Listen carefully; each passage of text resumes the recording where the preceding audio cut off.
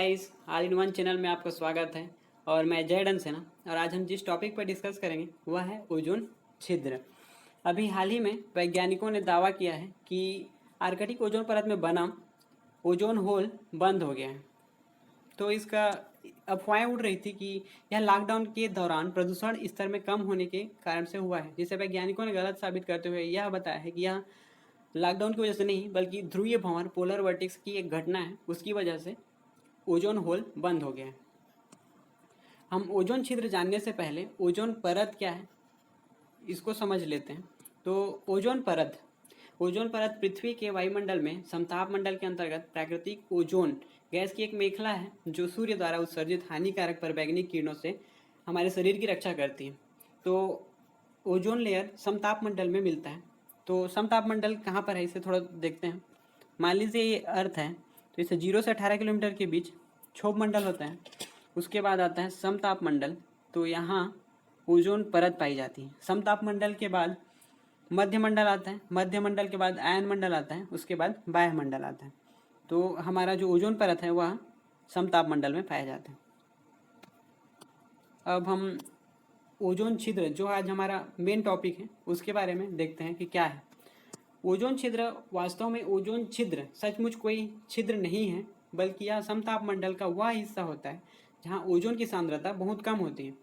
अर्थात समताप मंडल में ओजोन की जो परत होती है वह पतली हो जाती है, तो उसे हम ओजोन छिद्र कहते हैं। ओजोन छिद्र का मानव निर्मित रसायनों में सबसे प्रमुख जिम्मेदार माने तो CFC क्लोरोफ्लोरो कार्बन को माना जाता है। ये नासा द्वारा एक पिक्चर जारी किया गया था, उसमें बताया है कि 2014 में ओजोन लेयर कुछ इस प्रकार से था, 15 में कुछ ऐसा था, ऐसे करते करते 2019 का पिक बताया है, उसमें ओजोन लेयर थोड़ा संकुचित हुआ है। वह मेन पोलर वर्टिक्स के कारण ही है। आप देखते हैं कि ओजोन छिद्र जो है वह चर्चा में क्यों है अभी हाल ही में। तो वैज्ञानिकों ने दावा किया है कि आर्कटिक ओजोन परत में बना जो ओजोन होल है छिद्र, वह बंद हो गया है। तो इसका कारण वैज्ञानिकों का मानना है कि ओजोन छिद्र बंद होने के कारण ध्रुवीय भवन जो पोलर वर्टेक्स है की घटना को माना है, ना कि कोरोना वायरस लॉकडाउन के दौरान प्रदूषण स्तर कम होने को बताया है। अब हम ध्रुवीय भंवर पोलर वर्टेक्स को समझें तो आसान शब्द में देखें तो यह एक बर्फीली हवा है। सर्दियों में ध्रुव का तापमान बहुत कम हो जाता है, लगभग -78 के आसपास डिग्री के आसपास चला जाता है, और मैदानी इलाकों में लगभग 15 से 25 के बीच तापमान होता है। तो दोनों के बीच के जो तापमान है बहुत अंतर होता है, जिसके कारण ध्रुव पर कम दबाव की स्थिति पैदा होती है। उसी की वजह से जो हमारा ओजोन होल है वो बंद हो जाता है। ये ओजोन होल के ऊपर वर्टेक्स है, पोलर वर्टेक्स को इमेज में ऐसा कुछ दिखाया गया है। अब इसके बाद हम पृथ्वी के वायुमंडल की संरचना को थोड़ा सा समझ लेते हैं कि क्या है। ये हमारा अर्थ है, इससे 0 से 18 किलोमीटर के बीच क्षोभ मंडल है। क्षोभ मंडल में मुख्य रूप से वर्षा, फोप्स, कुहरे, ये सब घटनाएं होती हैं। उसके बाद आता है समताप मंडल। समताप मंडल में ओजोन परत मिलता है जो हमारी सूर्य से आने वाले परवैंगनिक किरणों से हमारी रक्षा करते हैं, तथा समताप मंडल को ही जहाज, एरोप्लेन उड़ाने के लिए सबसे उपयुक्त माना जाता है। फिर आता है मध्य मंडल, तो जो उल्का पिंडाएँ गिरती हैं तो मध्य मंडल प्रवेश के बाद आके जल जाती हैं। उसके बाद आता है आयन मंडल। आयन मंडल में संचार रेडियो तरंगें उपस्थित होती हैं, यही इसी के द्वारा हमारे टेलीविज़न, मोबाइल, इन सब में संचार का माध्यम होता है। उसके बाद आता है वायुमंडल। तो कुछ इस प्रकार से था हमारा वायुमंडल। अब इसके बाद हम सूर्य से मिलने वाली अल्ट्रावायलेट किरणों के प्रकार के बारे में डिस्कस करेंगे। तो पराबैंगनी किरण 3 प्रकार की होती हैं, ultraviolet A, ultraviolet B, ultraviolet C.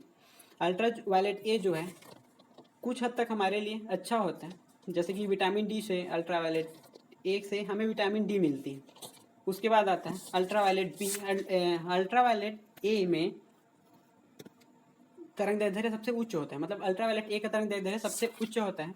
Ultraviolet B ये हानिकारक होती है हमारे शरीर के लिए, तथा अल्ट्रावायलेट सी जो घातक होती है हमारे शरीर के लिए, तथा अल्ट्रावायलेट सी का जो तरंग दैर्ध्य होता है वह बहुत निम्न होता है।